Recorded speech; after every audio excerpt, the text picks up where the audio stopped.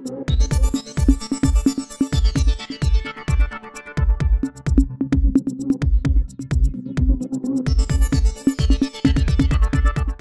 स्थानिक ग्रामस्थांना न्याय मिळावा म्हणून त्यांचे प्रयत्न सातत्याने सुरू आहेत।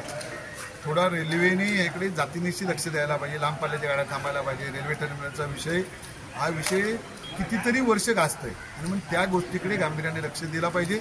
आणि त्यासाठी लोक चळवळ ठीक आहे, कधी कधी काय होतं की मागितल्याशिवाय मिळत नाही, अशाच पद्धतीने मांडून मिळत नाही। मी एक आढाईचं त्यांना उदाहरण सांगितलं की आढाईला मी सत्तेत असताना पण लॉंग मार्च काढला, पण तो लॉंग मार्च काढल्यानंतर आज बऱ्याचशा गोष्टी तिकडे आल्या आहेत, बरेचसे कंपन्यामध्ये यायला सुरुवात झाली। त्यामुळे इकडे सुद्धा रेल्वेने समजा नाही दिलं तर रेल्वेच्या विरोधात सुद्धा आंदोलन सगळ्यांना बरोबर घेऊन उभं राहावं लागेल आणि तरच त्याची दखल। कारण काय, जसं कर्नाटकात गेल्यानंतर प्रत्येक स्टेशन जरी सगळीकडे थांबत आहेत, तसंच आमच्याकडे सुद्धा लांब पल्ल्याच्या गाड्या तिकडे थांबल्या पाहिजेत।